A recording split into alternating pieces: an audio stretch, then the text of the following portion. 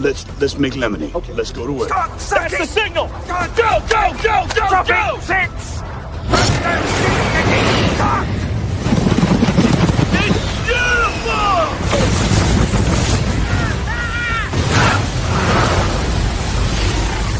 Mother Nature just pissed her pants, dude! Start your day with a jolt of energy and no-holds-barred opinions. This is The Rush, where Travis Justice and Ross Peterson bring you bold, unfiltered, and uncensored takes on sports, life, and everything in between.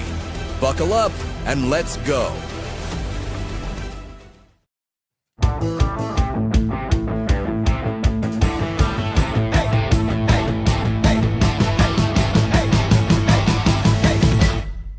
Happy Fat Tuesday. It is The Rush Radio Show powered by Willis Automotive.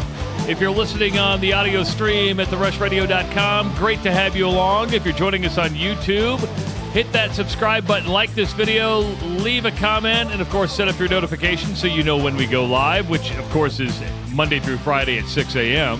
You can follow us on X, Facebook, and, of course, Instagram. I'm Travis Justice. He is Ross Peterson. What's going on there, Roscoe? Going with the glasses today. What'd you say? Going with the glasses today. Yeah. I had to clean them off, though, because they look like they've been cleaned with Crisco. Crisco. Ooh, that's always hard to get off. They are. That's hard to get off. Change the look today. You like this? It's going to take some getting used to. Yeah. It's different. It feels different. Sounds different. I wouldn't worry about the look that much. Nobody else does. You have depth. I have a wall with a picture of St. Francis. I'm trying to look at where I'm at, and window blinds behind me, right? So, I wouldn't worry about the look. The only thing is we can't see your sold sign or your telephone number now. We'll figure that out. Again, it's new. Brand new. Going to the new look. It's a new Ross. It's a new man, ladies and gentlemen. Sure. Something like that. Happy Fat Tuesday, by the way. Are you a big Fat Tuesday celebrator guy? What is it? What is it? It's Marty Gras. No, I'm sure I don't. But what? So it is the origins of Marty Gras or Fat Tuesday are the feast before the Lenten season. So, of course, Lent starts tomorrow with Ash Wednesday, and it's and then so you party it up like they do in New Orleans or Venice or Florence or Rome, and then you party, and then at midnight it's Ash Wednesday, and there you go. Damn it, getting the same thing that my audio is low again, dude. I'm as jacked as I can be here. I really am. I can't. That is can't really turn up weird anymore on my end because I'm like overmodulated. That's really, really weird, and yeah, that is really weird. Trying to figure it out. We've done some troubleshooting, which was really weird because Chris Conley sounded really good yesterday, and you guys are coming through the same port. So I don't know what it is. Damn, I don't because know. I'm loud in my ears, so I don't know what I can do here. And the truth is, you're measuring, Ross. I know this is inside information for everybody, but you're measuring normal on my end, which is bizarre. It's not something I'm doing. Like I don't have that butt running. I don't have voice meter. I'm not screwing something up here, am I? No, I don't think so. Because literally, your levels are normal through my board, which is why I'm trying to figure out what the hell's going on. And I promise you, Chad, I can't get any closer to this microphone. I can't scream any more into the top of it. Damn. Yeah, I don't know what it is, but we'll continue to go. That's right. And, Sorry about that. There's not much we can do. I got a funny for you. Okay.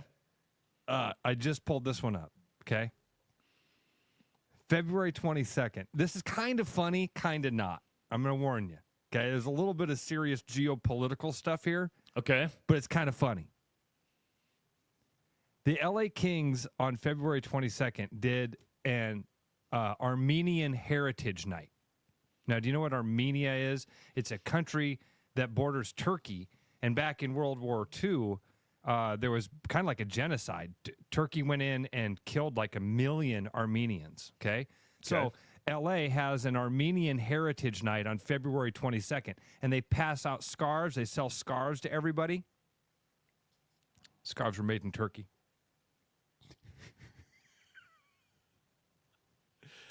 They've had to issue an apology. They had to tell everybody that bought it, hey, sorry, you can come get your money back. We were really sorry. We bought your Armenian heritage.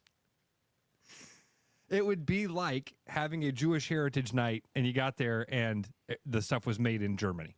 Yeah. You'd be like, whoa. Whoa. So anyway. Wow. Yeah, that was what I saw right as we hit the opening of the show. I'm like, somebody lost a job.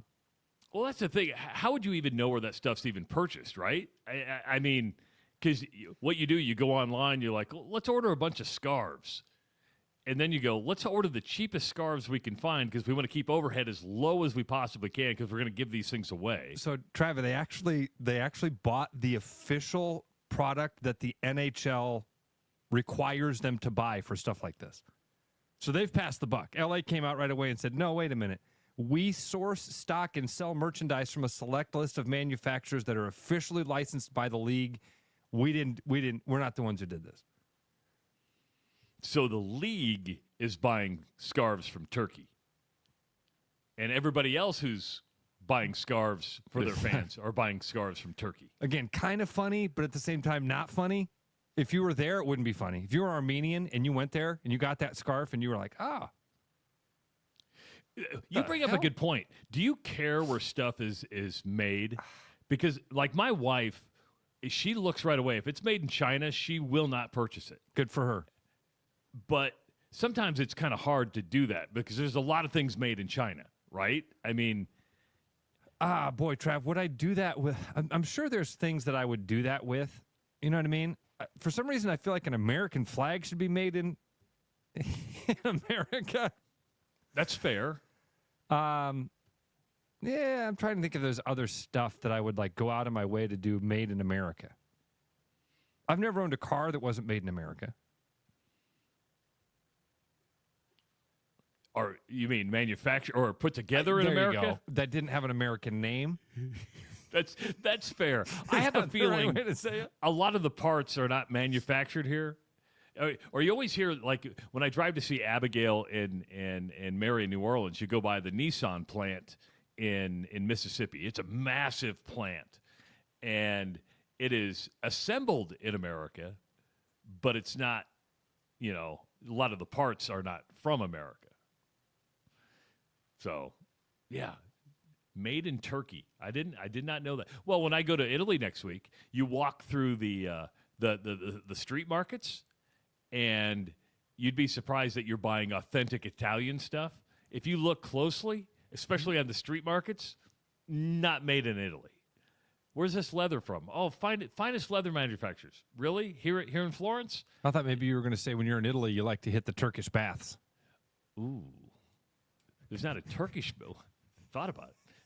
They do have like the hot springs, or like the where you go like soak in the hot springs. You ever done that? No. Have you ever done the float thing where you float, like you go to a float center in Des Moines where you just... I've floated down a river. I've floated down the Iowa River. Is that the same? No. What you can do is go relax in like these pods. Yeah, I've heard about this. Yeah. Like, it's a sensory deprivation, right? Yeah, and it's just dense salt water. So you get in, and I've done an hour float before, and I hated it. Because you get in this pod and they close the pod. It's like a big egg, and you're like a buoy, and you're just it doesn't feel right. It takes like a half hour just to get comfortable, and then you like an hour seems like a long time. It is a long time. I would recommend, but unless you do it on a regular basis, it takes like a half hour just to get comfortable. I'm not sure I want to be alone with my thoughts for an hour. And they put this like weird music on, so it's like all relaxing, and you feel like you might drown because you're like, boy, if I fall asleep, I'm just going to go face down in the water, and nobody can hear you. Drown. You could splash around in there and scream and yell. Nobody's going to know. Yeah. Help! Like, wow, he's fighting some demons in there. Help! I'm trying to think if there's even like a panic button to where you can get out. But yeah, it's one of those new wave therapeutic things where you get in salt water and you just relax for like an hour. See, I've seen a thing where like a bunch of famous people, they talk about this as like a hallucinogenic. Really? Yeah. They go in there and it's like a trip. It's like a mental trip is the best way that I've heard them describe it. That you come out of there and you've had like some sort of awakening. Yeah, I came out of it going, I never, ever want to do this ever again. Ever again. Ever. Ugh. I mean, your mental awakening is mushrooms, right? What do you mean? Have I done that? No. I mean, yeah, well, I know you have. Oh. It's just, I know you have. So to answer your question, yes. Yes. Marcus says there's so much salt you can only float. I get that, right? But it's still, you have to trust the water. If you've never done it before, like if you were going in the Dead Sea and you're not going to go underwater, but just think about, you're going in a pod. Think of an MRI machine. Have you ever had an MRI? Yeah. Okay. Yeah, the big thing that spins around you. Yeah, but you feel really claustrophobic, right? Just think of it, and then the lid closes, and you're just laying there, and you're like, this is not natural. I should not just be floating on water. Now, if you went weekly, I'd understand that you get used to it. But you do it the first time, you're like, this isn't something I want to do at all. Don't want to do this. Don't even want to touch it. Trev, I don't think I'd try it. I really don't. I don't want to be that sounds silly, but I don't want to be alone with my thoughts for that long. Yeah, because you alone with your thoughts gets scary. Yeah. Yes. I know when you're alone with your thoughts because you give me a call and you're like, hey, I've been thinking. And I'm like, uh-oh, here we go. Because it's always, don't think, Ross. It'll only hurt the team. It's always, do you have a second? You got time? And I always have to go in my conference room. I shut the door, and I just listen. I go, man, this guy has deep thoughts. I have some deep thoughts. You sent me a story yesterday. We didn't get to it because I got it late, but it's very interesting. And that is, there's a bill in the Arizona legislature right now to propose BYOB to golf courses. And this is the part of the Curb the Inflation Act, right? Because when you go to a golf course, you're paying an exorbitant amount for alcohol. A can of beer probably costs you close $6-7. Hard liquor is going to cost you a lot more. And this is one of those feel-good legislation things, Ross, to where on the surface you go, yeah, BYOB to the golf course. And then when you start thinking about it, it doesn't make sense at all. Doesn't make sense at all. And hear me out. I don't get to bring my own alcohol to Bruno's establishments to drink my own beer. Right. I can bring, like to the country club, I can bring a bottle of wine, but I'm going to pay a corkage fee. And I think that corkage fee is like $25, right? So you got to pay a corkage fee. But there's so many things that go into play here. Golf courses, for the most part, are there to make a profit. And I'm not saying they should gouge you, but I don't think $6 for a beer is outrageous because you go to Wells Fargo Arena, you're going to pay $8-9, maybe $10 for a beer. You're going to pay a lot for hard liquor. Do you think BYOB to a golf course is a good idea or a bad idea? I think this is like having a law that says you can sneak movie into a movie theater. Or sneak your own candy into a movie theater. Yeah, that's what I'm sorry. Yeah, sneak candy. I don't know how I'm going to bring. Hey, yeah. I got the film here. Can you put it on the projector, please? Yeah, this is like sneaking candy into the movie theater, right? Yeah. Have you ever golfed with a guy that pulled a beer out of his golf bag? You know what? For the most part, not a beer, but some pretty hard liquor has come out of the golf bag. So this was one of those things. I thought it was funny because this does seem to me like a law that says, hey, everybody, you can bring your own candy to the movie theater. Great, we were. Cool. Thanks for allowing the thing that we've been doing forever. I'm not that big of a drinker, so I don't usually drink on the golf course. I would say most of my friends just buy their drinks from the course while we're there. You get a cooler or whatever, and you stuff it in the golf cart, and that goes fine. I think this is kind of silly. I think you're right that you can't take a beer to a restaurant. If an establishment sells a product, you can't bring that product onto the establishment unless you're paying a fee for doing that. And maybe that.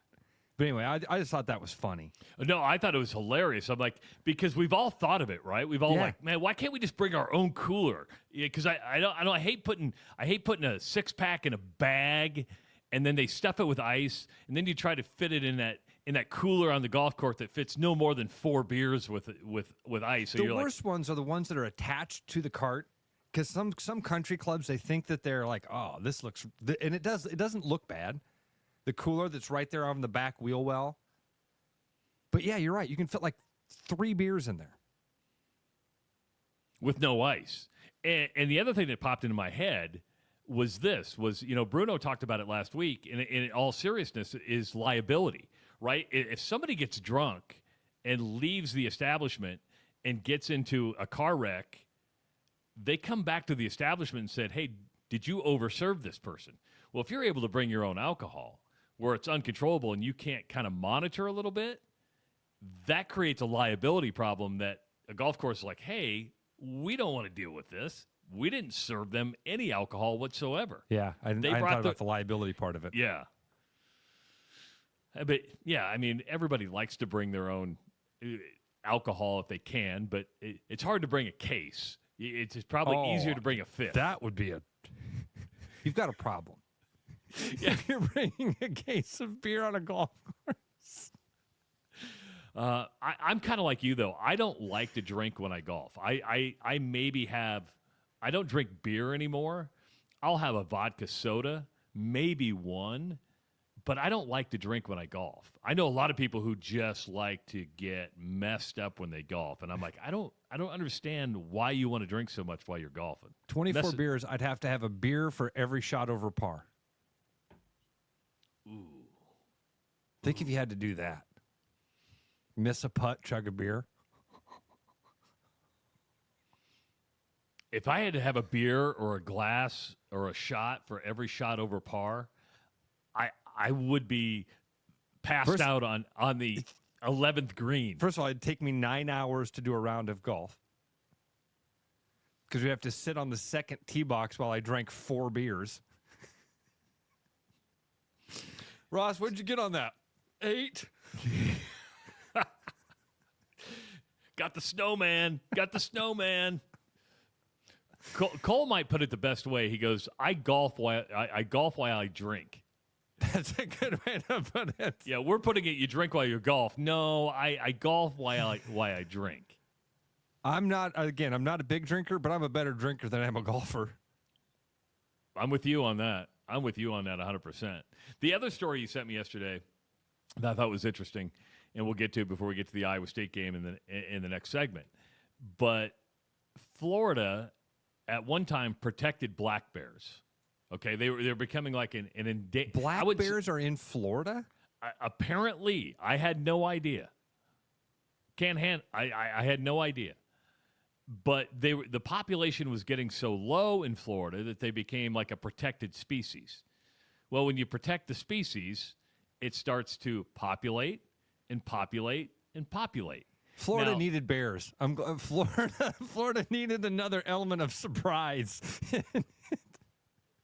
And so what's going on now, black bears are like raccoons. They're trash pandas, man, because they find creative ways to get food. They find creative ways to get in your trash cans.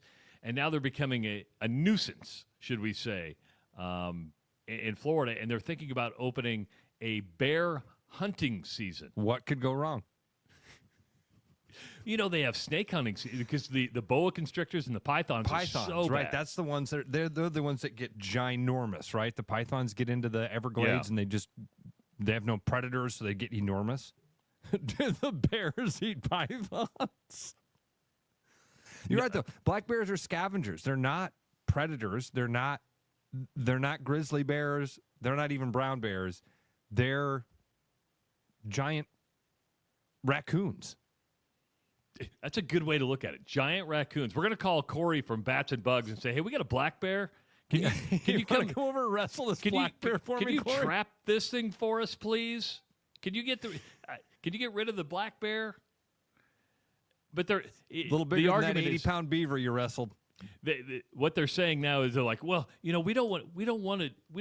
It's like a last resort. We don't want to hunt the black bear. The problem is they don't have any room or have any food. Well, what do you do if you don't have any room? They're going into populated areas, and they don't have any food because there's no room. Well, they're going to go after your house. I don't know what I would do if I walked outside and saw a black bear going through my trash can. I'd freak out. I would too. I mean, I know what I would do. I'd piss my pants and freeze for a moment. Again, going up fishing up in Canada, right? We used to go up there and they would have bear hunts on the island at the exact same time. And it was so fun. We'd get up there, you get on the island about 5 o'clock. It's so fun. Everybody's like, all right, man, enjoy the time. Get a beer. Gonna have steaks here at 8 o'clock. Everybody get ready for dinner. Well, then the bear hunters show up, and it's a totally different meeting.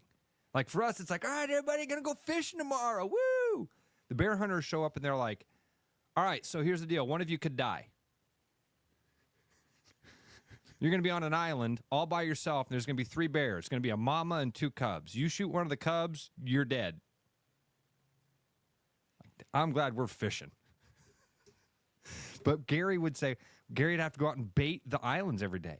Every morning he would leave at like 5 a.m. and he'd go out and he'd take this sugary stuff and put it on the islands to bait the bears. So my buddy Ryan asked him one time, he's like, hey, Gary, how often do you see a bear? He goes, oh, every day. Every day? He goes, yeah. He goes, they'll bluff charge you. They'll get down and charge at you. What do you do when a bear charges at you at 5:30 in the morning on an island in Canada? And this guy looks at us and goes, oh, you just get big. You just go, hey, bear. Hey, bear. That's all you do. Just get big. I would feel like such a dork if I got big. Dude, first of all, to have the balls when a bear is bluff charging you to just stand there and go, hey, bear. Hey, bear. Hey, I'm big. I'm big, bear. I'd be like, I'm sorry, bear. I'm sorry. I wouldn't even do that. I would turn around and I would run as fast as I could. The thing you're not supposed to do is exactly what I would do. Then I'd try to climb a tree or something dumb. What's that? Oh, that's the bear chasing me. Okay. Yeah. I don't think a deer is gonna chase me. Do we have an overpopulation of anything in Iowa? Besides probably deer. Squirrels and raccoons. Yeah. Basic stuff. Deer, I think, would be the one that when you've hit a couple with your car, you're like, yeah, we've had enough deer. Have you ever been hunting? I know you fish. Have you ever been hunting? Yeah. I used to hunt with my dad and my brother. Not my thing. Guns not my thing. Yeah, I'm kind of with you. You can have your guns. I don't care. Yeah, I'm with you on that. You want your guns? That's great. Me, I'm just kind of like, yeah, I'm not into hunting. My buddy Pat asked me to go hunting all the time, and I'm like, I don't want to go hunting. I don't want to walk around in a field and try to hit a bird. It does nothing. I think I told you this. This is like one of the most sissy stories of my life. My dad used to go hunting with my dad and my brother. My dad had this Brittany that was a brilliant bird dog. I had more fun watching that dog work than actually hunting. And so one time I was like, Dad, I have this like video camera. I was probably 20 at the time. I'm like, I'm going to go hunting with you and Brad, but I just want to film. I'm going to film the dog. That was the last time I got invited hunting.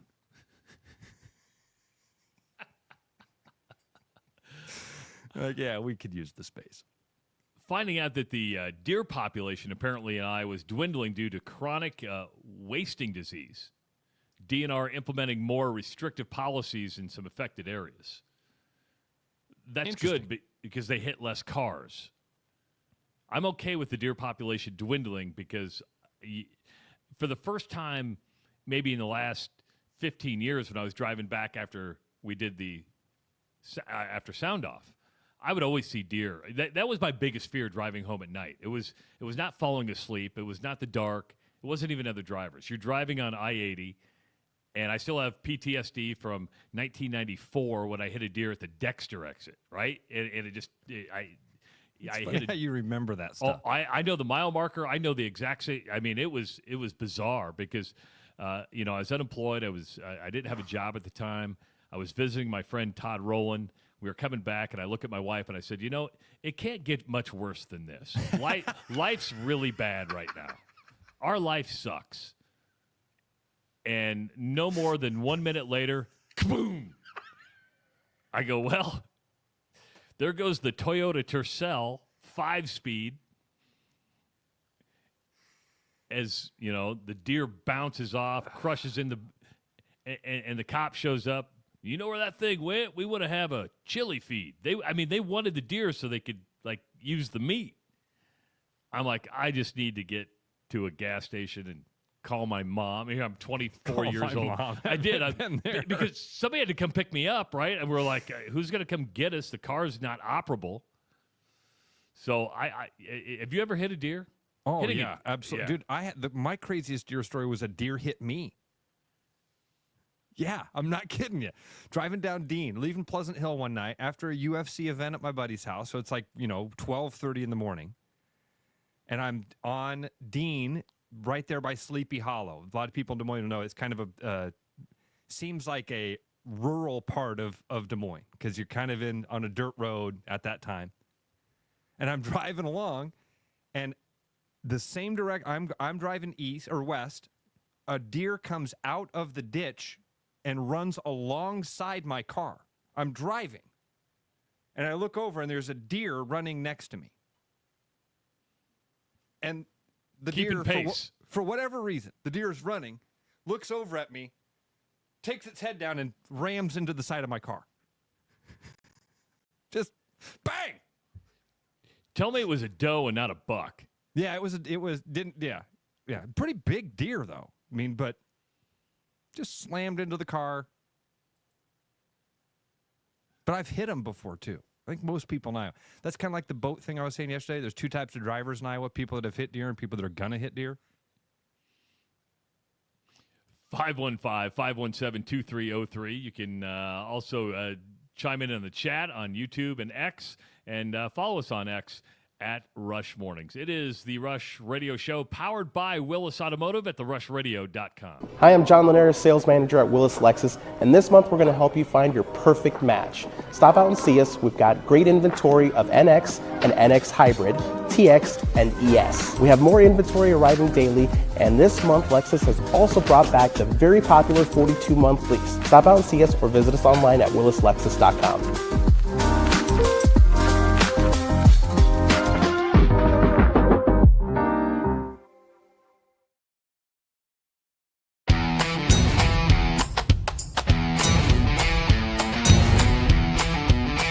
Largest selection of German beer in the world?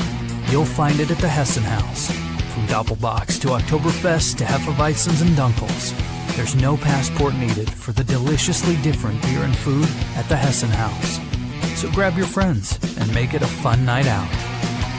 The Hessen House, 4th and Court, Des Moines. Brian, at Central City, we really do have the best selection around. I know, high quality stuff you can't find anywhere else. Whistle Pig, Plantation Rum. Yeah, and over 150 of the best scotches on earth. And a ton of bitters, mixers, and more. You know what we are? High class.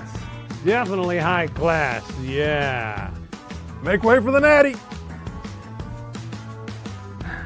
Okay, maybe medium class. Central City Liquor is home of the 10% cash coupon. And the Wooden Nickel program. Is something in your attic keeping you up at night? Don't let unwanted guests take over your home. With over 20 years of experience, Bats and Bugs Pest Solutions is Central Iowa's trusted expert in fast, effective, eco-friendly wildlife solutions at a fair price. We safely remove bats, squirrels, raccoons, birds, and more so you can sleep soundly again. For a free estimate, call Bats and Bugs Pest Solutions today at 515-218-3400. You've dreamed about an absolutely organized garage or closet? See it for yourself at Absolute Garage & Closet's beautiful showroom in Urbandale. See the latest in garage storage, custom closet systems, and epoxy flooring applications up close, and imagine how good it will feel to have your garage, closets, or other spaces absolutely organized. Free consultations, friendly service, and quick project turnarounds, Absolute Garage & Closets is ready to bring peace of mind into your home. Visit Absolute Garage & Closets at 3169 99th Street in Urbandale or at absolutegarage.net. When it comes to mortgages, no one is more trusted than Gary Presnall at Northwest Bank in Des Moines. With more than 25 years of experience, Gary has been Iowa's top mortgage banker for the past 5 years. With creativity and professionalism, Gary is dedicated to finding unique programs to help you afford the home you deserve. Call Gary at 515-975-6767 or find his profile at nw.bank/Gary Presnall. Member FDIC, Equal Housing Lender. There's a new spin on casual dining near Drake University. Lucky Horse Beer and Burgers. Craveable faves, flatbreads, delicious burgers, frozen cocktails, and a crazy cool vibe. Get to Lucky Horse Beer and Burgers today. Missing a quality, home-cooked meal? You know, the kind Mom used to make. Lucky for you, we found her recipe book. Welcome to the High Life. Welcome to the Champagne of Bars.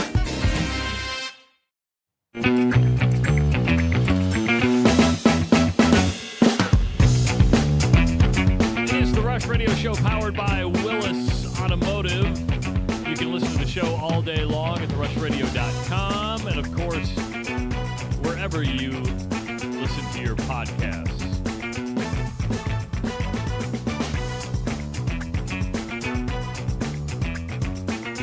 Ross, Iowa State's going to be home tonight. Last home game for the Cyclones. It's a Stripe Hilton night.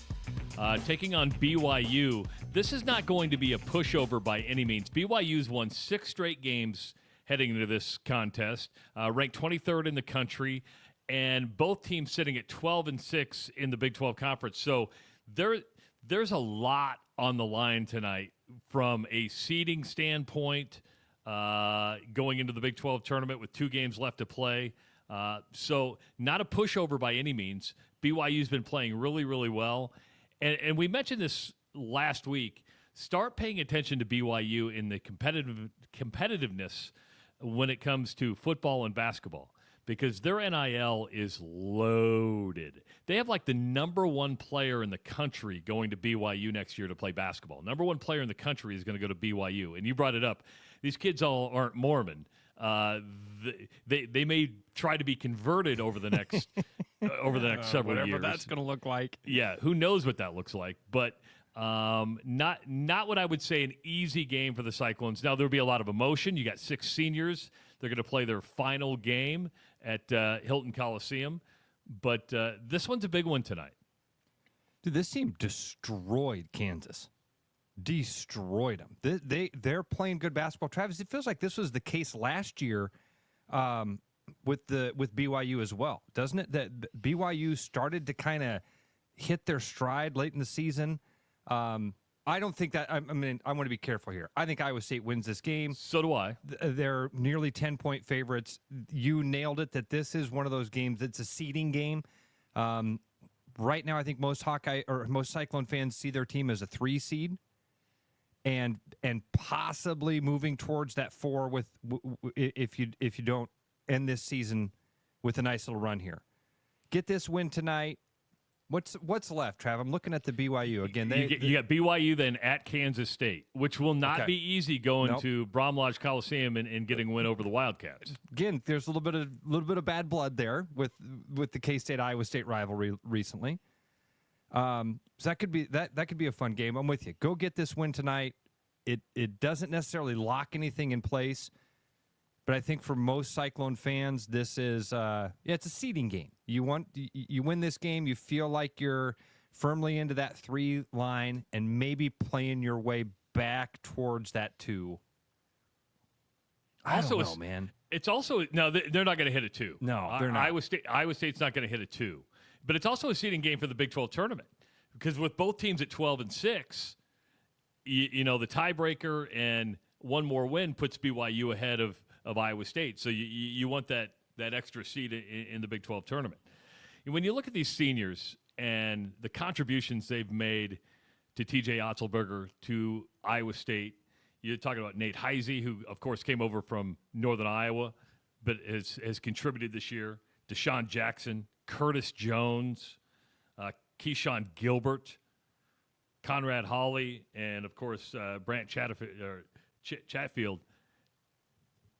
These guys have made an impact, especially when you look at Jackson, Jones, and Gilbert.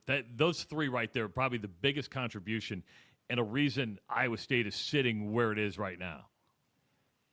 TJ's done a great job of identifying these guys, bringing them in, making them part of a team. None of this stuff is easy. Like all of those things that we just said, it's a difficult process, and he's done a wonderful job every year of filling in all those holes that are created in a 2025 college roster.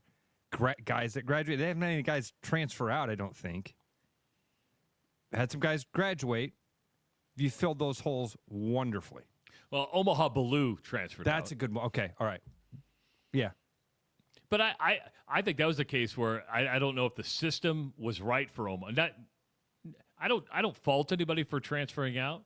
Neither do I. I just he's there. Those holes in that roster have come from graduations. You're right. Yeah. That Omaha. I forgot about Omaha transferring out.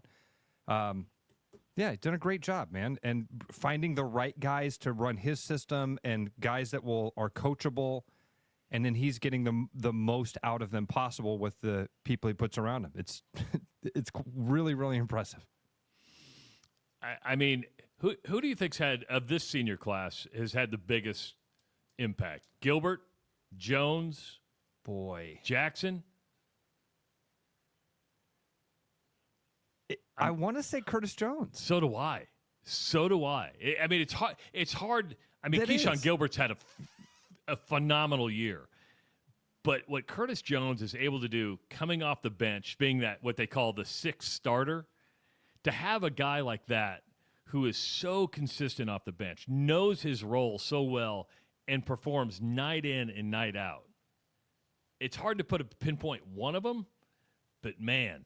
I think I'd pick. That's a good one. I would love to hear what Cyclone fans think about that, and I think you could make the case. But yeah, I'd go with Jones by a nose.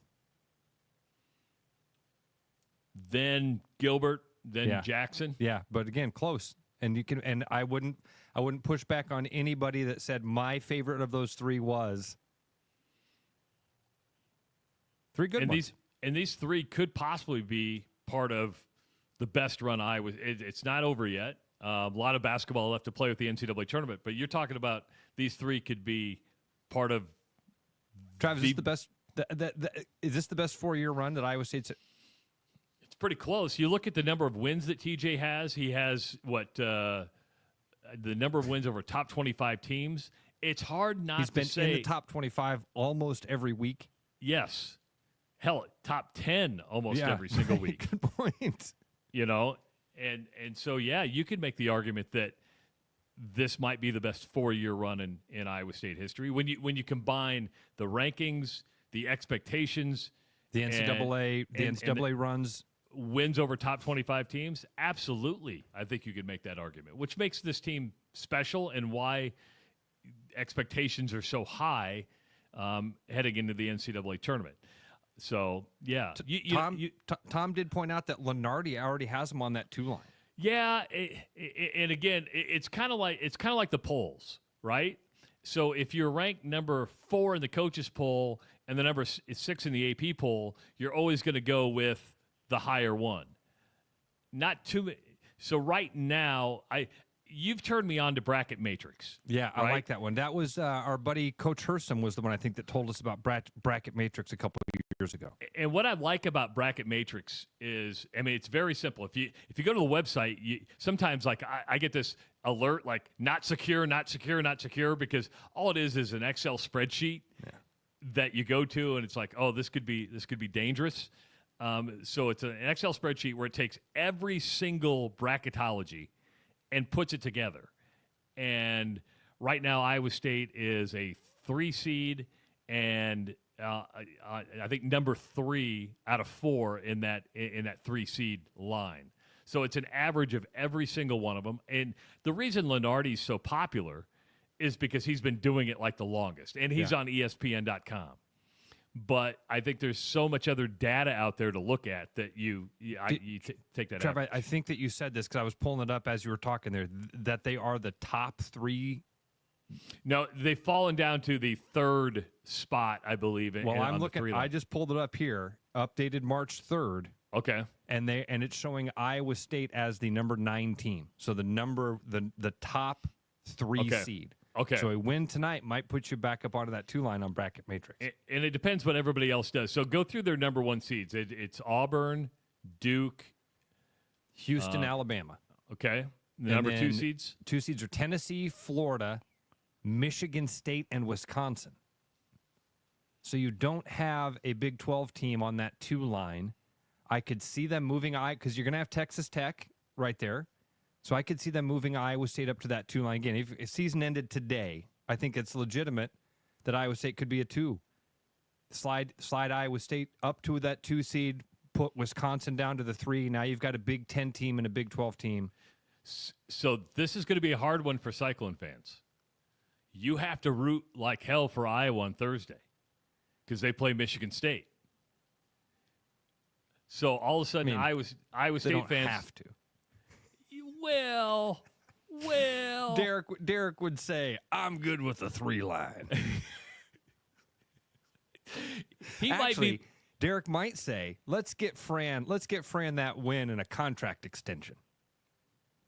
That's what I think. Iowa State fans are probably thinking that. Like, no. Let's keep that guy around. What do we got to do to keep that system going? So if you want Michigan State off that 2 line, Cyclone fans, root like hell for Iowa on Thursday night. The weird one that's in there, and if you keep thinking about it, Wisconsin is just turning into this consistent team year after year after year. They do it quietly. They kind of lay in the bushes. They're like a sniper, right? They've been that for 20 years, I feel like. I know. It's kind of weird. And they're good. But there's no,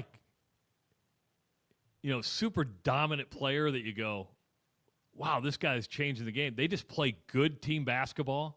I mean, they lost Chucky Hepburn, and that was a big loss. I mean, Chucky's doing really well at Louisville right now, and you're thinking, oh, my God, what are they going to do without Chucky Hepburn? Oh, they're better without Chucky Hepburn. Win the Big Ten. Yeah. Which is crazy. Now, you brought up Kansas earlier, and Kansas got beat last night against Houston, 65-59. Bill Self has 11 regular season losses this year, the most he's ever had at Kansas. And folks, and some of them, again, like we talked about, Trav, with that BYU game, some of them have been bad losses. And there's been a couple of they've been blown out, which doesn't happen. That's nothing that we didn't see. Well, but this is a lesson, right? Because everybody says, well, you can buy the best players. You can buy the best. You might be able to buy the best players. Zeke Mayo is a hell of a player. Hunter Dickinson is a hell of a player. You can buy the best players, but you can't buy the best team, meaning you still have to play as a team. There still has to be chemistry. There still has to be a culture. There still has to be a process that people buy into. You can have a bunch of individuals, but if the individuals aren't on the same page, you're SOL. We've seen it 100 times in basketball, man. The sum is greater than the I don't know how that's said. You're better as a team than you are as individuals. Dude, I can point right over there to Drake University. We don't have to go far to see that thing play out right over there with Drake University. That you can bring a group of dudes in that individually are not superstars, but man, they know how to play together as a team.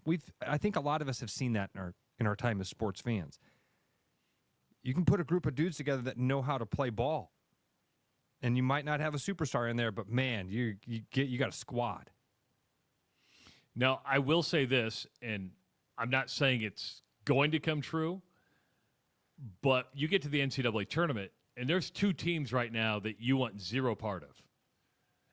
Kansas would be one of them because they're going to fall. Well, because they're going to fall in that 8-9 They're gonna line be now. 7, 8, 9. Yeah. And so all of a sudden, because they have the talent and they do have the win, you get on a neutral court, and who knows what changes. And now that Illinois is healthy, Illinois is going to be on that 8-9 line too. Remember a couple of years ago, I think it was Oregon that might have got all the way to the Final Four as like an 8 seed because they had amazing talent. They lost some games early on and caught fire. And I'm just saying they dropped down so far. If you're that 9 seed, you're like, oh great, we get to play Kansas the first game, and then you're a number 1 seed going, okay, Kansas' record sucks. But this is the preseason number 1 team in the country. They held that spot for a little bit. They've got good players. Dude, you look right now at Bracket Matrix, Trav, at these 6, 7, 8, 9 teams. On the 6 line, you've got Oregon and Louisville. On the 7 line, you've got Kansas, UCLA, Memphis. On the 8 line, you've got Illinois, BYU, Gonzaga, and UConn. On the 9 line, you've got Creighton, which is second in the Big East right now. I mean, they Creighton is number 2 in the Big East, and they're sitting there at a 9 seed. Are they behind St. John's? Yeah, St. John's won the Big East. First time since like the mid-'80s.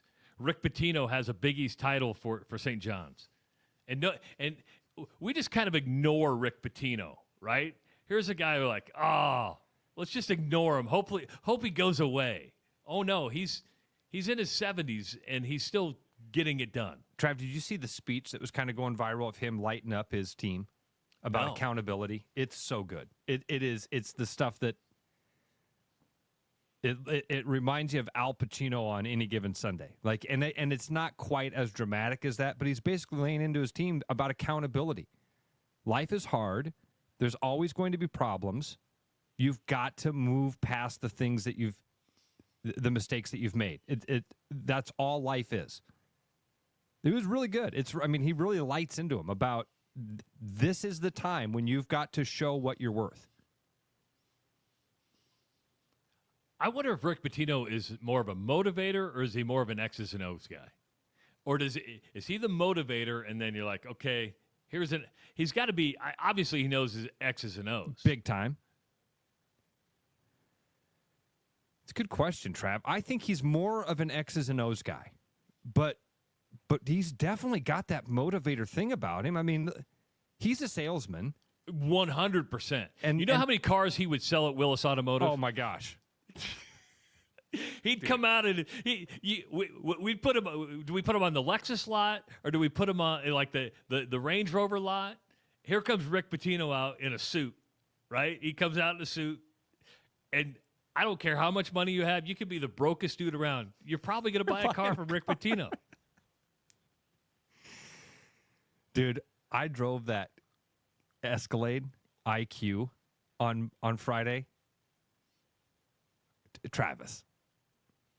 That's not even a car. It's incredible. It was incredible, dude.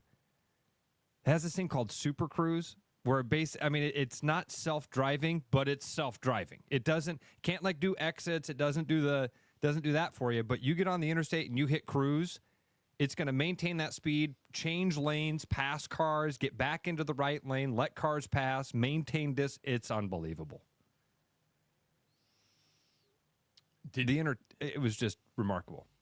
I'm headed out to Willis, I think today. I'm going to go get a detailing. Really? That's something. Think about that, man. A lot of people could use that this time of year. Yeah, because you're coming out of winter in your car. You get in your car and everything's just, you got the salt rings on the mud on your floor mats. I don't know how I got that much mud and dirt into my car over the winter. I looked down the other day. I'm like, what the hell? Looks like I've been at the dirt track. So I'm gonna head out to Willis, have them detail. You ever try to detail your own car before? Trav, it's like this is why you hire a professional. Because they have tools. Oh, right? You can see the difference. Yes. Dang. you're going to have that new car smell. You're going to be like, you're going to get in the car. And there's nothing like that, right? Where you get in, you're like, this looks brand new. Yeah. So that's my plan today. Got a real estate meeting, then I'm going to head out to see the boys at Willis. Well, that's good. Going back to Kansas, is this a danger of giving a guy like Bill Self a lifetime contract? Remember, he comes off the Adidas scandal. You get the lifetime contract. He's not going anywhere. You can't fire him. I guess you can, but you're going to pay through the nose through it. Yeah. Does it build complacency when you have that kind of security? I mean, Trav, let's go back and talk about this because we've seen this before. This is what Roy Williams did, right? I mean, does complacency set in? We talked about Rick Pitino. Rick Pitino, I don't think, has ever been complacent because he's always on the move, right? I mean, it's like, but I think he was smart enough to move on to that next challenge. I think Rick Pitino always noticed that, hey, my time here is coming to an end. If I'm becoming complacent here, I'm going to change my situation to motivate me even more. Some people need that change to happen every 6-7 years to motivate them for a new challenge. I think when you do something over and over and over again, then you become complacent. You wonder, what is the challenge? Do I just go through the motions every single day as a coach? I'm not saying Bill Self is doing that. I'm not saying Fran McAfee is doing that. I'm just but that's part of human nature. How did he come out of the Adidas scandal actually smelling better? They kept fighting, and then the rules changed, and everybody's like, "What? You're going to get in trouble for this?" There's two people who I think really got in trouble. I think his last name's Wade, who was at LSU. He lost his job, and then Rick Pitino really got in the most trouble. I mean, they had to vacate, which is so stupid. They had to vacate a national title, whatever that means. Right. Yeah, I was looking at, and Kansas did have to vacate wins, Ross. So I was because I was kind of looking at Bill Self's overall record today, and I'm like, okay, let's look at Bill Self's overall record. This is the most regular season losses, except for like 2017 or 18. There's that little asterisk by it. This record is a reflection of vacated wins. Okay. You can vacate the wins all you want. Talk to the teams that got beat by him that year. It still feels like you got beat by Kansas. You don't get to go, hey, we won. And honestly, if you're a Kansas fan, it was wasn't it Billy Preston? Was that the kid's name? Yeah.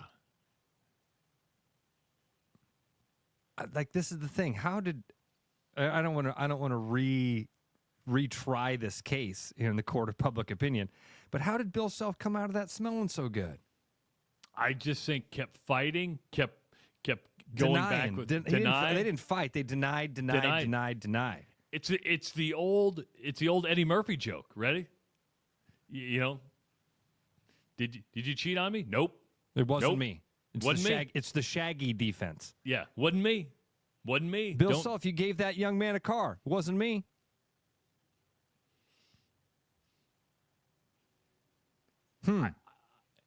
Either that, Ross, or you come out smelling like a rose because you realize the NCAA that when you start digging, everybody was doing it. And he might have been, Greg McDermott came smelling out of rose like that. I mean, Creighton was involved with that. Creighton never got in trouble. I forgot about McDermott. Yeah. There was that moment of like, oh, he's going to lose his job. Yes. Forgot about that. And that was for a couple reasons. Coming off the Adidas scandal. Now, Greg had an assistant. Remember, somebody's always got to be the fall guy, and it's normally an assistant coach is always going to be the fall guy. So you had the Adidas scandal, and then you had Greg McDermott who, used the motivational speech of telling everybody to stay on the plantation. Oh, that's what that was. That's right. Which, if Greg McDermott was not meant, it was just one of those things where you're saying stay together. Wasn't the most politically correct thing to do. But yeah, a lot of people thought he was going to lose his job over that. I think he was suspended 2 games for that. But Creighton didn't get much in any trouble for its Adidas scandal because there was actually cash, I believe, exchanged there between an assistant coach and that Adidas guy. I just think that was such a big, wide-ranging scandal that it never got back up to the head guys. Yeah. Yeah. And that happens. And listen, I'm not trying to retry it. I'm not saying that I think Bill Self is a bad guy. I fought for years that for the players to be able to get paid and for that stuff to be totally legal and above board. When you mentioned the Adidas scandal, I jotted that down. Like, wait a minute, he did go through that and came out of it better off. I think the better thing to say about the Adidas scandal is when that hit, we thought that was going to rock the college basketball world. It was going to shake everything up. It was going to expose the seediness that is, AAU. Trav, it was kind of like the Epstein list. We were like, oh, we're going to get all the dirty names. We're going to get all the dirt. We're going to find out that all of these big names are evil and awful and breaking all the rules. And we didn't know any of those people. None of them. None of them were household names. None of the players, none of the coaches that ended up losing their jobs, none of the in-between bag men. They're all no names. It was a giant nothing burger. It was Geraldo Rivera opening up Al Capone's vault.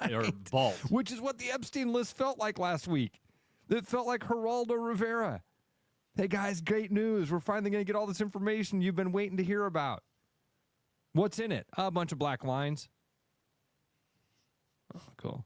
Yeah, some teams paid some players. Oh, yeah. What's going on now in college basketball? Oh, teams are paying players. Yeah. Tell us the dirty details. Well, there was a bagman that helped a young man get a car. Yeah, we've known that. That happened at SMU back in the early 80s. What's happening in 2015 with guys? Yeah, they're paying them. Oh, that thing that's been happening since the dawn of time? Wilt Chamberlain got paid in the 50s to go to Kansas. Yeah, that is, you go back and look at it like everybody who was big in the college basketball world, that they were like jumping, and I'm talking about writers and journalists, like, this is good. We're going to expose college basketball. Never happened. One of the biggest duds that just kind of giant nothing burger. Why? Because I don't think fans really care. I don't think fans care, especially fans of your own team. Oh, we're paying players? Good. We're trying to compete. And it may reflect your original thought of why pay players anyway. I don't think fans I don't know if they like the way NIL set up now, but deep down, do we really care that guys are getting paid? I don't think so. And listen, I want to get real pointed here. I do believe we were all brainwashed, and I still think you hear some of it from people when they talk about the integrity of the game. Oh no, it's not the same game anymore. I think that's BS. 515-517-2303. That's the number to call if you want to participate in the show. When we come back, we're going to talk about alternative sports. I kind of teased this last night on Facebook and Twitter. I want to have a long conversation about this. And, if you're watching the Ocho, if this would fall in the Ocho category. It is the Rush Radio Show, powered by Willis Automotive at therushradio.com. Is something in your attic keeping you up at night? Don't let unwanted guests take over your home. With over 20 years of experience, Bats and Bugs Pest Solutions is Central Iowa's trusted expert in fast, effective, eco-friendly wildlife solutions at a fair price. We safely remove bats, squirrels, raccoons, birds, and more so you can sleep soundly again. For a free estimate, call Bats and Bugs Pest Solutions today at 515-218-3400. You've dreamed about an absolutely organized garage or closet? See it for yourself at Absolute Garage and Closet's beautiful showroom in Urbandale. See the latest in garage storage, custom closet systems, and epoxy flooring applications up close, and imagine how good it will feel to have your garage, closets, or other spaces absolutely organized. Free consultations, friendly service, and quick project turnarounds, Absolute Garage and Closets is ready to bring peace of mind into your home. Visit Absolute Garage and Closets at 3169 99th Street in Urbandale or at absolutegarage.net. With over 260 beers on tap, El Bait Shop isn't just another craft beer bar. It's the best. Beer lovers know El Bait Shop, 200 Southwest 2nd, Des Moines. When it comes to mortgages, no one is more trusted than Gary Presnall at Northwest Bank in Des Moines, Iowa's top mortgage banker for the past 5 years. Call Gary at 515-975-6767 or find his profile at nw.bank. My name is Corey Allen, and I'm a recon tech at Willis Automotive. Worked here for about a year and 3 months. Was an express tech before this. I was in the automotive field before I came here. Needed a different change of pace from, the management and everything, and someone who already works here, who liked how everything was ran, told me about it, told me that there was a spot open, and told me to give it a shot, and I've liked it ever since. A lot of good people that work here. Everyone's willing to share their knowledge. Yeah, I would say that's about it. I'm loving these wooden nickels, Brian. Yeah, I suppose everyone is catching on. Just spend $20 to get a wooden nickel. It's 25. Collect 10 and add up the savings on your next purchase. Some of these are worth $5. That could be huge. I know, right? That's why you have to spend $20. It's 25. Collect 10. It's like money back to you. Spend 20, you get another wooden nickel. It's 25. Collect 10 and add up the savings. It's huge. Central City Liquors, home of the 10% cash coupon. And the wooden nickel program. It's huge. Years of experience, Bats and Bugs Pest Solutions is Central Iowa's local expert in fast, effective, eco-friendly pest solutions at a fair price for your home or business. Call us today at 515-218-3400.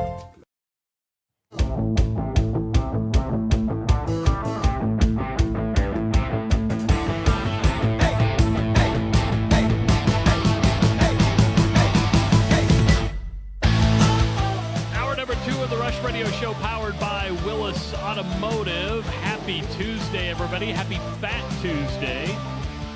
If you're listening on the stream at therushradio.com, thank you so much. Good to have you along. If you're watching on YouTube, hit that subscribe button. Give this video a like. You can leave a comment. Set up those notifications so you know when we go live. You can also follow us on X, Facebook, and Instagram. I'm Travis Justice. He's Ross Peterson. We're here until 8 o'clock today. Just to let you know, the podcast of the show, if you miss it from beginning to end, is up about 10 minutes after the show. And then, of course, you can just hit that listen live button at therushradio.com and pick up the show wherever we're talking.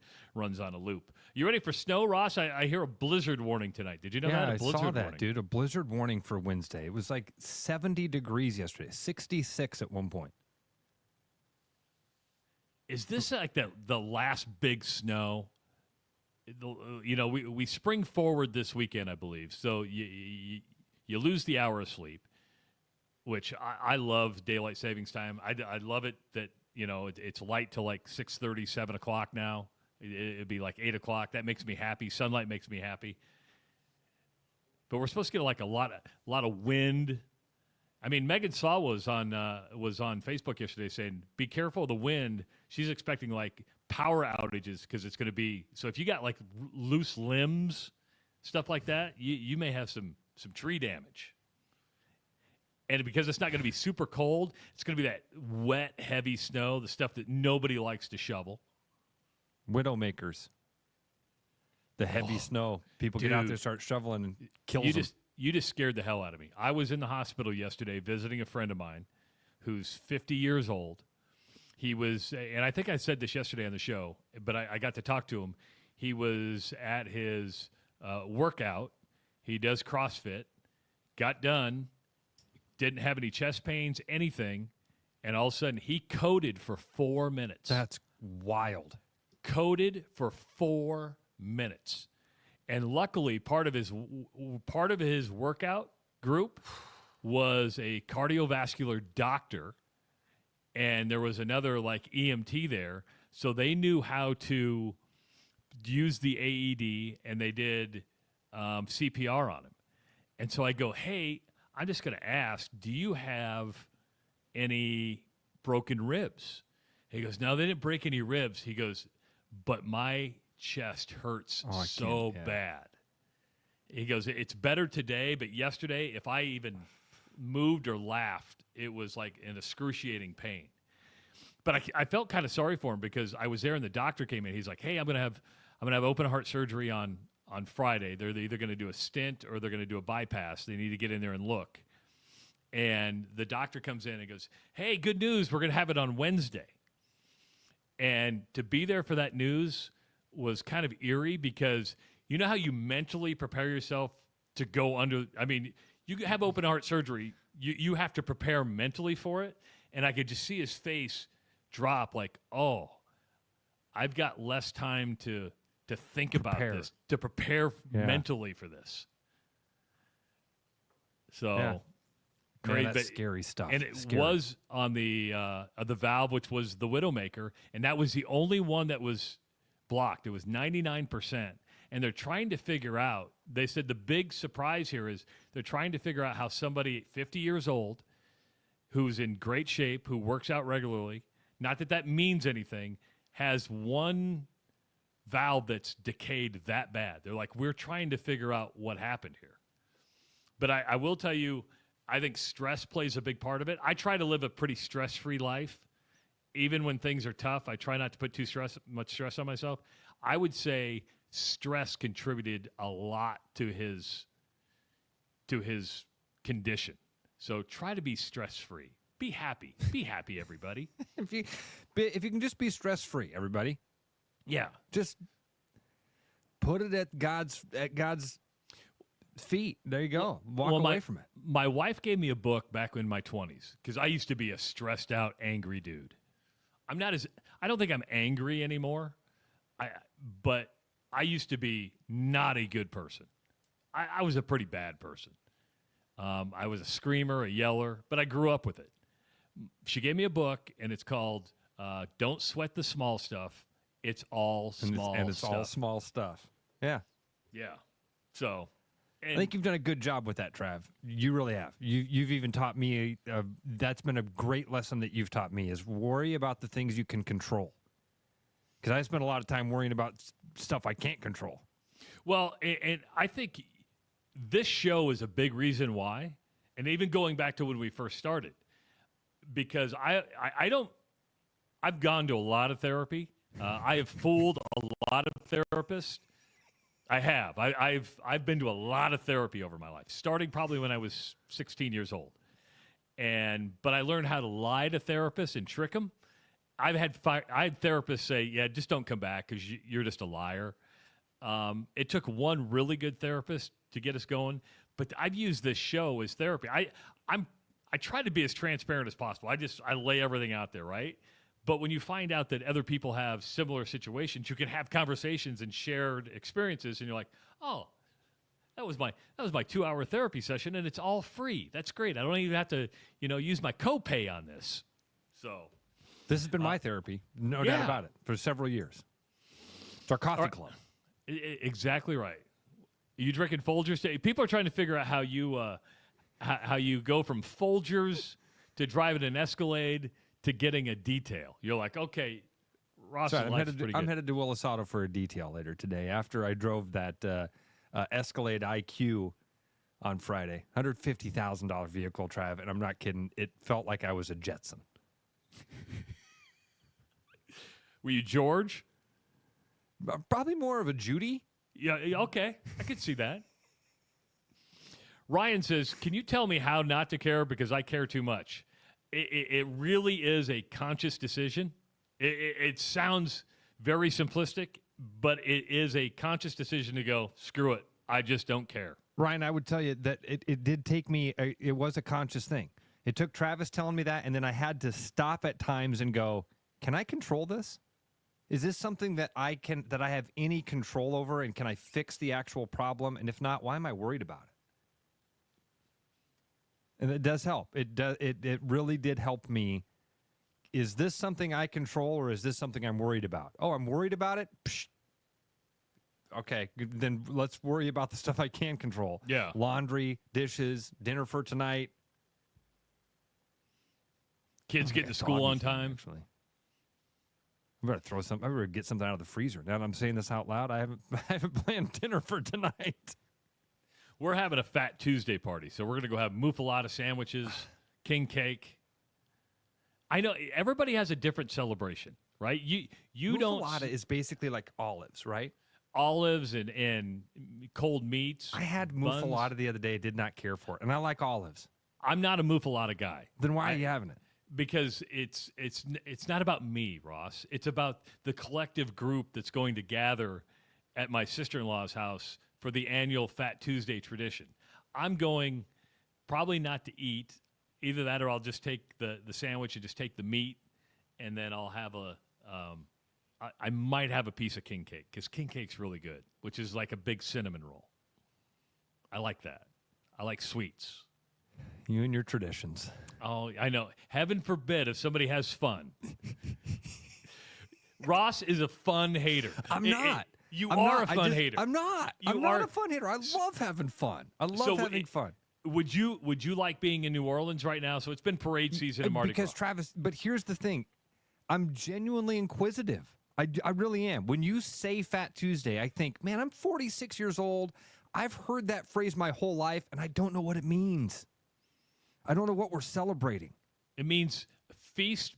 It's a feast. So maybe I should Marty dial in Gras, on that second part. What are we celebrating? The day before Lent. So, Lent is a time of fasting, abstinence, sacrifice. So this is a Catholic thing? No, I would say it happens in a lot of religions. Most Christians celebrate Lent, which is a time of reflection, time of sacrifice. Time of sacrifice. I think most religions do something. We're in Ramadan right now. If you're Jewish, no, that would be Arabic or Muslim. Muslim, okay, yeah. Like how stupid I am. I work with a Muslim, great dude. He's our IT guy. He was. You should hear his story. It's incredible.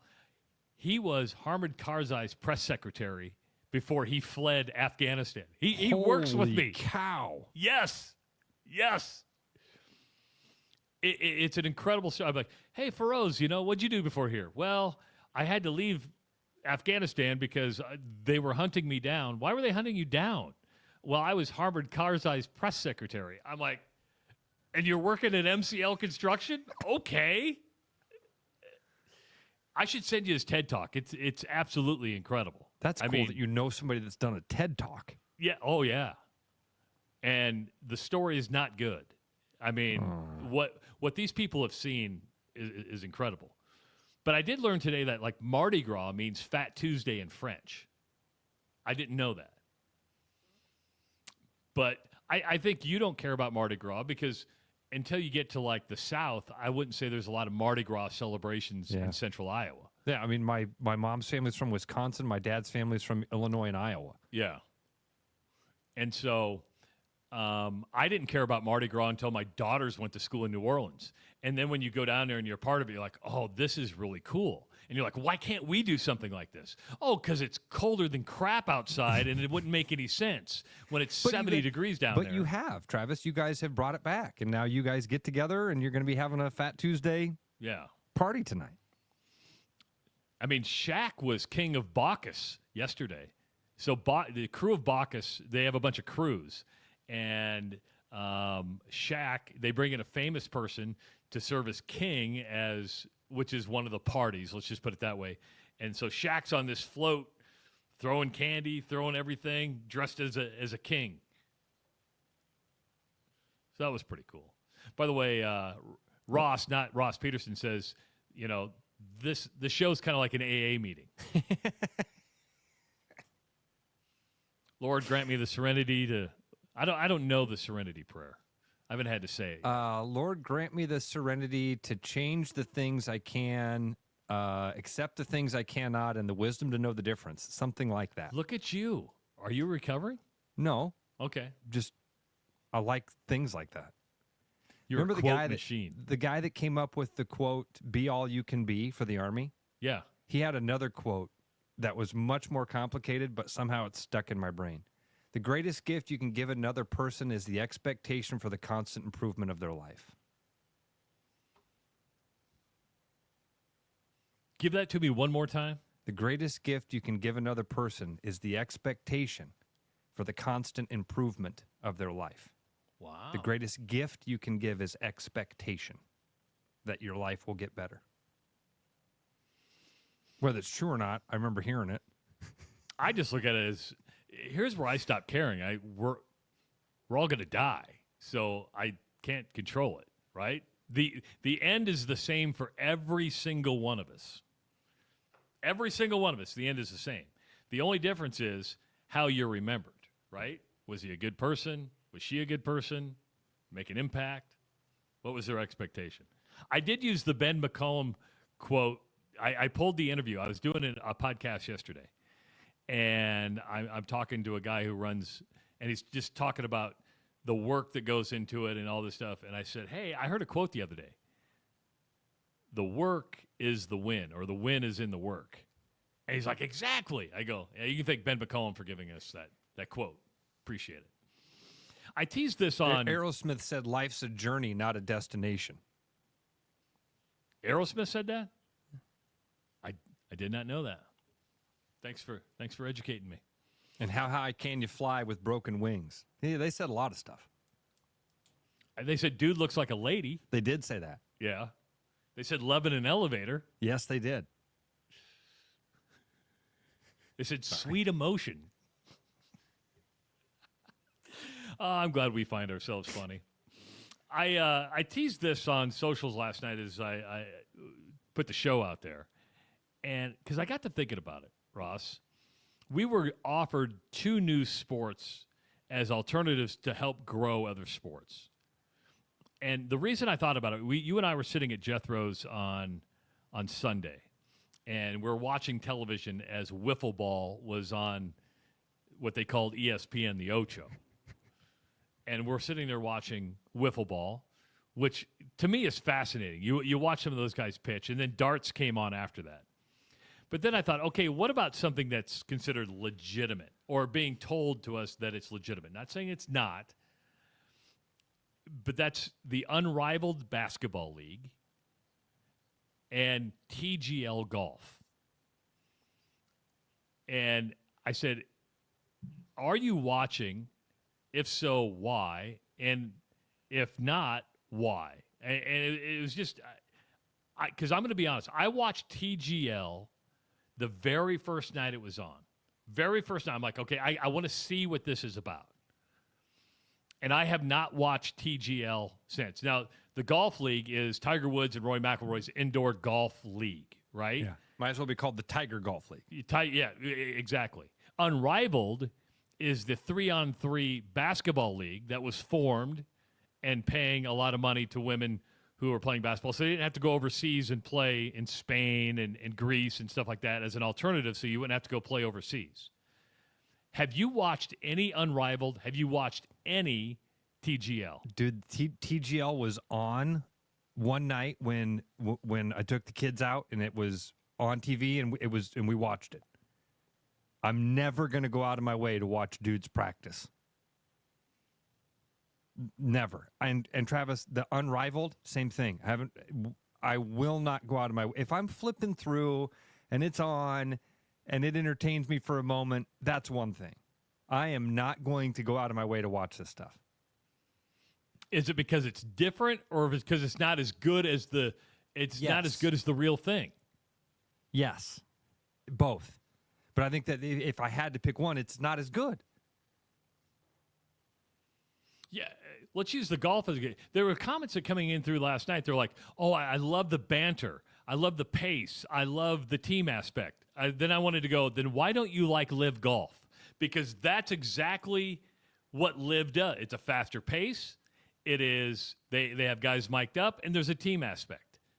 But most people hated it because of the dirty Saudi money. And I don't want to get into that. But that was always the... That was the rub against Live was where the dirty money thing.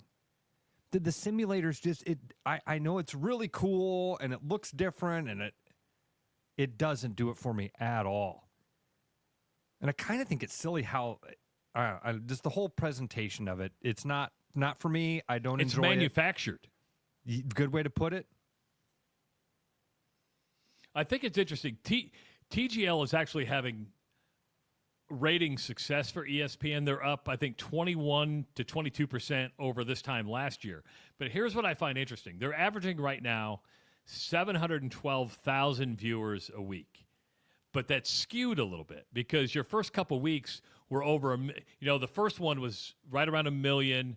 Tiger, when he played, was right around 1 million. Last week, and it was on last night, so we don't have last night's ratings. Last week was a season low 297,000 viewers. And the President's Day matinees were even lower. So the million that they got early on is skewing the number, making the average higher. What we're seeing is less and less people are watching TGL on a weekly basis. And I think it's because, okay, the novelty's worn off. Yep. You start watching it and you go, I'm watching somebody hit it into a screen. I'm watching practice. I'm watching practice. I would much rather watch these guys on a driving range.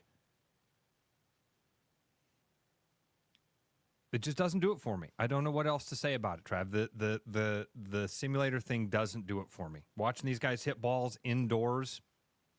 Yeah, the most impressive part to TGL for me, which it's worn off, is the technology, right? I mean, when you have the green that goes up and down, you're like, oh, that's really cool. That is really neat. And how you're actually putting on an undulating thing, and they can mimic what that is neat. But it wears off, right? Exactly. You're like, okay, I've seen it. Trav, there's it was not much more more like I can a do. one-time deal. That's a good way to look at it. That first time, it was like, oh, this is kind of interesting. Again, that's when I saw it that first time, like, oh, this is neat. And the second time, I was like, oh, it's practice. I'm not going to watch guys hit balls on a simulator. I can go do that at the Agency Iowa office with my buddies. I can do it at the MCL office. Right. And I'd much, 1,000 to 1, rather do that. Sean brings up a good point. He made this comment, and that is we were forced to watch TGL because it was on before the Iowa State-Kansas game on Big Monday. Good point. Turn on ESPN. What's on? TGL. Oh, we'll just keep it here until the Iowa State game starts. Yeah. Now, Unrivaled is another thing that was supposed to be big, right? You got the best players out of the WNBA. You may have the best players, but you don't have the most famous player. The only reason I watched the WNBA is because of Caitlyn Clark. The Unrivaled League has averaged 179,000 viewers. Would you call that a success? No. No, either would I. And I don't know how. Now, some of these women are making a lot of money, which is good. I fault nobody for making money, but there is a business model here. And I know there will be a lot of advertisers that jump on board just because of the emotion of it and you want to support it. But after time, you're going to go, where's my value for my investment? And you go, man, 179,000 viewers. Here's what I thought was interesting.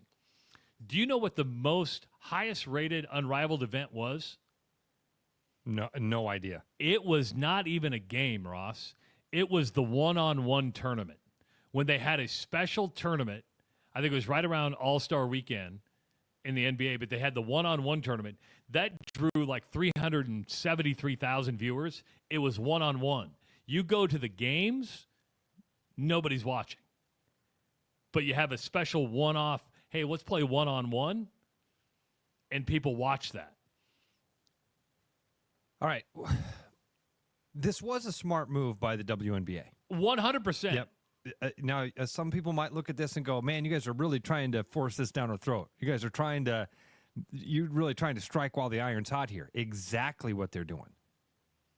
Exactly. They're just trying to stay relevant. They're just trying to stay top of mind. They're just trying to remind you that, hey, by the way, these women that you've enjoyed watching, they're really good basketball players. And I need to clarify something you said.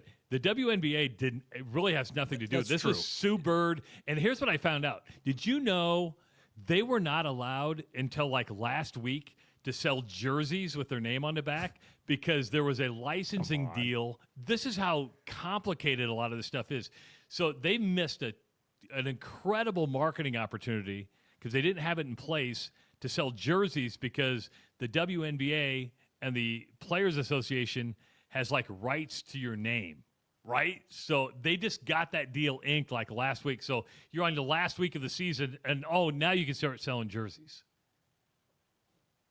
Who did you say was a part of it? Sue Bird? Sue Bird is a part owner in this, and there's a couple other players. I saw Brianna Stewart was one of the names I recognized. Yeah. But yeah, right. Not WNBA. Yeah, it's Brianna Stewart. My bad. So I don't think Sue Bird. Not Sue Bird. Okay. Yeah. Well, yeah. I got a UConn player confused. I'm sorry. Right. It was Lisa Loeb. I think this was good for women's basketball to do this and to stay. I mean, not top of mind. 100,000 people ain't top of mind. No. Relevant, probably, but just to remind people on a consistent basis, hey, we're here. I'm actually glad Caitlyn Clark didn't play in this. And maybe I'm sure there's some players who go, hey, you need to help us out. Oh, she's helped you out a lot. She doesn't need to help you out anymore. Plus, she was coming off a long year. Yeah. I mean, the last thing she wanted to do was play, I don't mean to speak for her, but play basketball and other. She said that. Yes. She said that. It was the same thing with the Olympics. Hey, I need a break. She wasn't invited on the Olympic team, but even when they asked her, she was like, some time off is going to be okay for me. Now, if she plays Unrivaled next year, which she might, I promise the ratings will be up. It'll be more than 176,000 because she has that type of draw. You think this Unrivaled comes back? I think it's got. I think people will stick with the investment for at least 2 or 3 years. Okay. Just because there's an emotion behind it, with the hopes of Caitlyn Clark plays in it, and depending on what type of season Caitlyn Clark has in the WNBA this year, could even add more value. She goes, "Yep, I'm going to play. I got my rest. I got my relaxation. I'm ready to commit." But she's in a different category than most players in the WNBA, meaning she doesn't need the money. She's fine. Most players, when you're making $75,000, $80,000 a year, no, that's a lot of money to most average people. But you're living a lifestyle. You want to make more money. And honestly, Trav, we all know that $80,000 is not a lot of money, especially if you're living in a town like L.A. or Chicago or New York. Paying 10%, 15% to an agent, right? I mean, there's got to be other opportunities there. So I think Unrivaled has a 3-year span to grow. Okay. After that, it becomes you're probably not getting paid as much, or it just doesn't have the TV deal. I mean, where they benefit, they got the TV deal. Not too many new sports get a TV deal. I mean, I would rather watch the wiffle ball game we watched the other day than Unrivaled, because I'm not a big fan of 3-on-3 basketball. I know it's an Olympic sport. 3-on-3 basketball does nothing for me. And not me neither, Travis. So it's not for me. It's kind of like the uniform thing. It's they aren't doing this for me. 515-517-2303. You can give us a call. You can also email either myself or Ross at therushradio.com, Travis at therushradio.com. A couple NFL notes to come back when we come back on the Rush Radio Show at the rushradio.com. Hi, I'm Steve Ollinger, Service Director at Willis Nissan. February is here. Love is in the air. Valentine's Day is around the corner. Flowers, chocolates, brakes, oil changes, batteries. Get your car checked today. Go online to willisnissan.com to make your appointment. Happy Valentine's Day.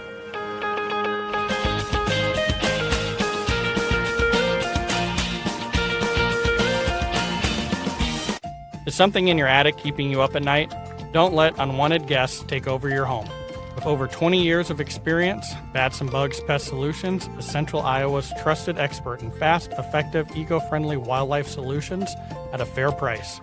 We safely remove bats, squirrels, raccoons, birds, and more so you can sleep soundly again. For a free estimate, call Bats and Bugs Pest Solutions today at 515-218-3400. You've dreamed about an absolutely organized garage or closet? See it for yourself at Absolute Garage & Closet's beautiful showroom in Urbandale. See the latest in garage storage, custom closet systems, and epoxy flooring applications up close, and imagine how good it will feel to have your garage, closets, or other spaces absolutely organized. Free consultations, friendly service, and quick project turnarounds, Absolute Garage & Closets is ready to bring peace of mind into your home. Visit Absolute Garage & Closets at 3169 99th Street in Urbandale or at absolutegarage.net. Missing a quality, home-cooked meal? You know, the kind Mom used to make? Lucky for you, we found her recipe book. Welcome to the High Life. Welcome to the Champagne of Bars. You know, Brian, at Central City, we really do have the best selection around. I know, high quality stuff you can't find anywhere else. Whistle Pig, Plantation Rum. Yeah, and over 150 of the best scotches on earth. And a ton of bitters, mixers, and more. You know what we are? High class. Definitely high class, yeah. Make way for the natty. Okay, maybe medium class. Central City Liquors, home of the 10% cash coupon. And the Wooden Nickel program. Hey, I'm Mason out here at Mini of Des Moines, one of the motor advisors. Currently this month, Love is in the Air. We are doing a $1,000 mini loyalty on Countryman, $750 on all other models, excluding the BEV. Also, we are doing a $500 Conquest cash on select models, so you do get a benefit even if you're not a Mini owner. So for more information, stop at our showroom. Come see me. We're happy to get that information going. Or see us on our Mini website, miniofdesmoines.com.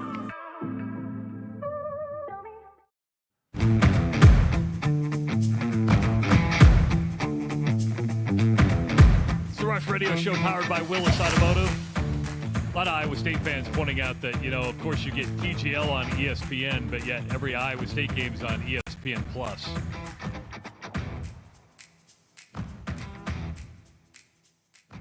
You're lost for words on that. Well, I mean, I can get into my thoughts here.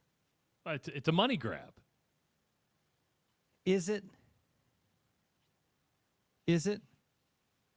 Here's my thought. For years, we were told they're putting Iowa State on ESPN Plus because they know people will download the app and do the subscription. Okay, I bought that for a couple years. I said, okay, yeah. They know that Iowa State fans are so passionate that they're going to download the app and buy a subscription for it. So they did that for a couple of years. Well, now you're still... I don't think that... I'm not trying to badmouth Iowa State fans. We're Iowa. Our fan base is not hundreds of millions, okay? That wouldn't be the case. And by the way, if that were the case, if the thing was they put Iowa State's games on ESPN Plus because they want people to download the app, well, then they'd put Duke on there. Then they'd put really high-profile games, and they would say, hey, you guys want to watch this super high-profile game? Download our app. Get a subscription. That's what they would do. So I don't buy this line anymore that it's like, well, we're only on ESPN2 because we're so damn popular. We're so popular that they keep throwing us on ESPN2 so that people will download the app. Maybe that was the case for a period of time. That you can't continue to sell this to me for year upon year upon year. That yeah, we're shoving Iowa State to ESPN2 because they're so popular. That's not it. I don't know what it is. I don't know why they continue to show you, because that's one of the most exciting teams to watch in the country. It's one of the best basketball teams in the country. Has been. Why do they continue to get shoved over to ESPN Plus? I just look at it as a business model now, right? And what I mean is it's typical. Most everything we get delivered to our house anymore is on a subscription basis, whether you get, weight loss products, subscriptions to something. The monthly subscription model is now common in almost every single business. And so what ESPN is doing is looking at Netflix, looking at Amazon, going, okay, we're going to offer you the free product, which is perceived free to us. We're still paying for it with our YouTube TV subscription or our Hulu subscription, or if you still have cable or even DirecTV, you're paying for ESPN in your monthly bill. But now ESPN's going, well, we're going to give you the free product, But we have an expanded service to where if you want that, you can pay. Because somebody asked, is it ESPN part of the YouTube TV package? It is, but ESPN Plus isn't. So you're paying for premium services. How many times did you have, Ross, when you back in the olden days when you just had cable TV? Well, HBO didn't come with. You had to pay an additional fee on a monthly for HBO and Skinamax.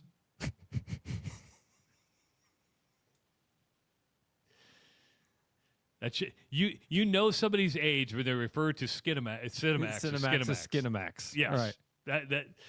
That was the dirtier version of HBO. You're like, there was HBO, Cinemax, and Showtime. Showtime, was that the other one? Yeah, and now it's HBO Max, and I think on the app it's just Max, and then you do have Showtime, but everything is on a monthly subscription fee. But again, how many times do you go to a website and say, hey, you can buy the product now for said inflated price, but we'll give you a 50% discount if you sign up for a monthly subscription, and we'll send it to you free shipping for this price every single month. Because once you get in there, you kind of forget about it, and you don't cancel it. You always see those Rocket Money ads that are like, find your subscriptions. Find your subscriptions. You're doubling up on or whatever. Yes. I mean, I know I have a lot that I'm paying for. I'm like, I always look at my bank and say, what is that? Then it takes me, because it's never they never tell you, it's under some weird LLC name. And you're like, what am I paying for? And they go, oh, that's right. I signed up for GPT 4.0, $20 a month. I got it. This happened about a month ago. I woke up and had a 3 a.m. text message from my bank that said, hey, Apple tried to pull some money out of your account at 3 in the morning. Is this you? I'm like, no, that wasn't me. Decline.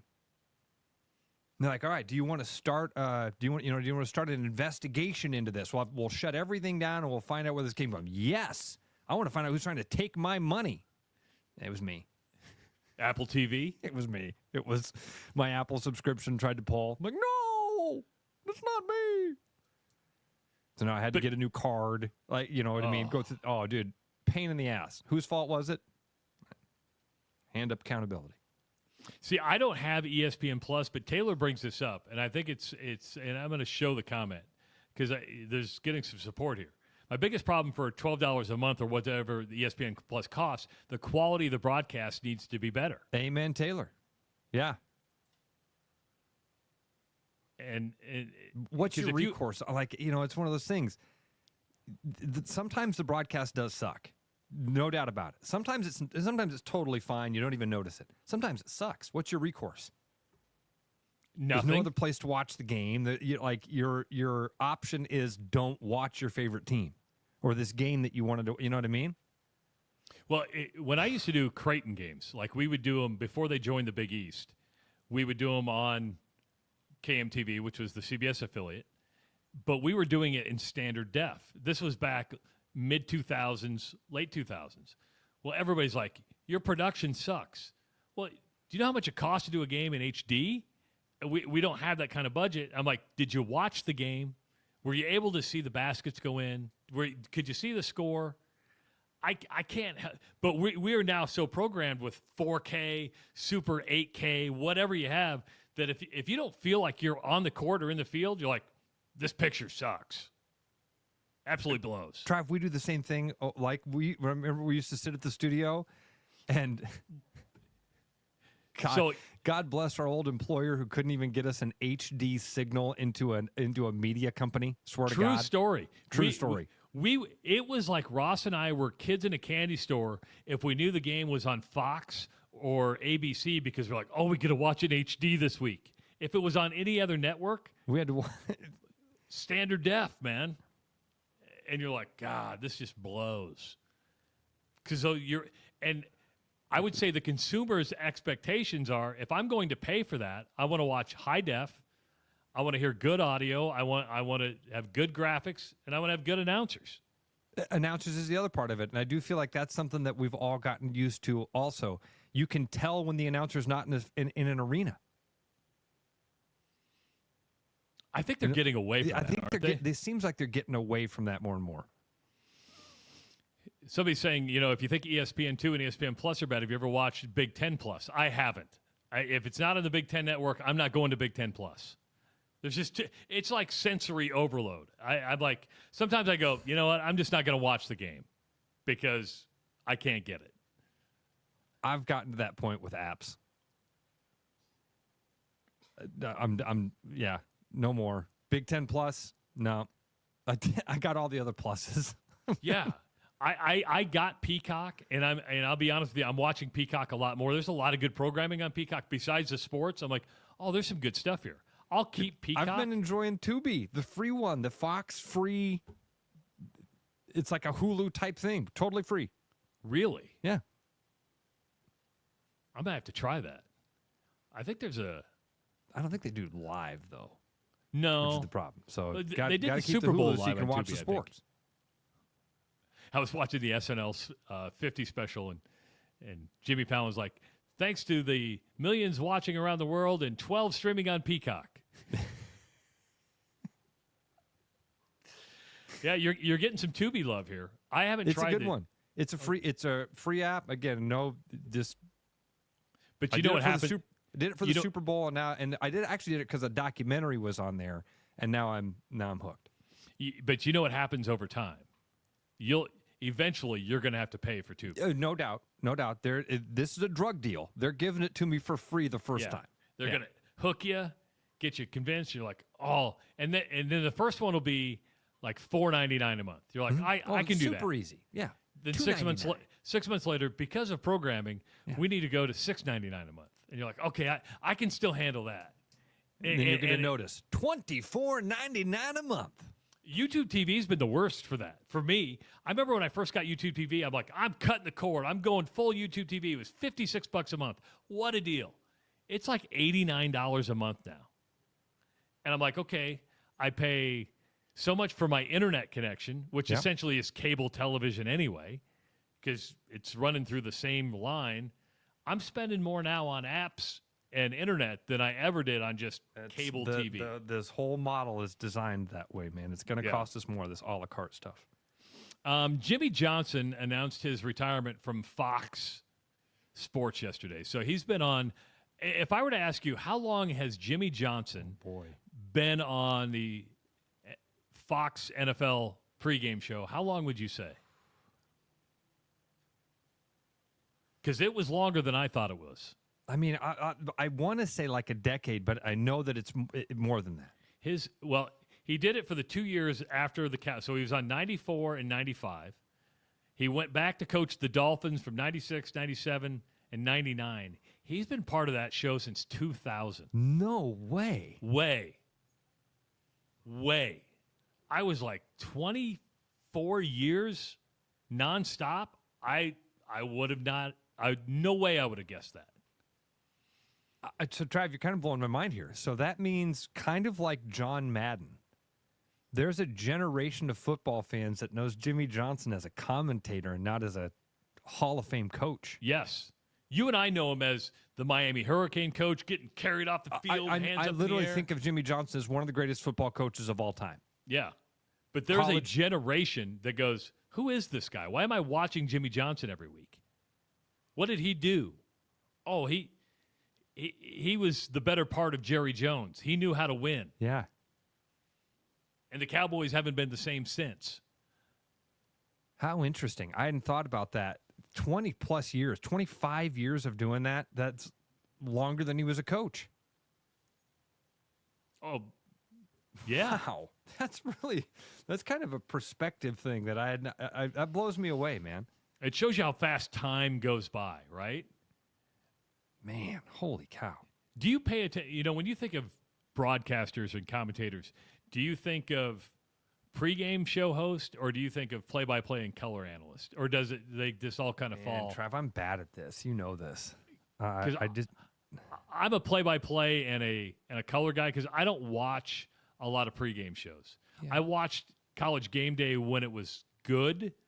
I think it's better now with Pat McAfee. I know Pat McAfee's polarizing to a lot of people. I think McAfee has taken those guys out of their comfort zone, which I think is good. right? Desmond Howard's like the fish out of water on that show because he's just like, I don't know how to deal with McAfee. And McAfee's just so whacked that I relate to that. But until he came on the show, I thought once Fowler left, Reese Davis took over. Nothing against Reese Davis. The show just changed and it had a different dynamic. Dude, I don't. And I think that's fair. I probably think of play-by-play guys. Yeah. Not the pregame shows. Again, I haven't been a college game day guy for a long time, but that's more Lee Corso. That I got sick of watching them drag him out there all the time. Felt like and they're going to continue abuse. to do it, and they're going to continue to do it. So I won't be watching that. The pregame stuff doesn't do it for me. I really do like the play-by-play and color guys more. I mean, Dick Vitale was, when we were growing up, was if Dick Vitale did your game, it was the big thing. And Vitale he's going to have a resurgence because of his cancer diagnosis and coming back. But it almost got to the point where Corso and Vitale are like the same, right? You're just like, okay, the shtick got old. Chris Berman is another one. It's just like, okay, it was funny, but now it's not funny. You become a parody of yourself. Berman and Vitale are the best examples of that. I mean, Berman and the back stuff, that's just such a tired, old, worn-out thing.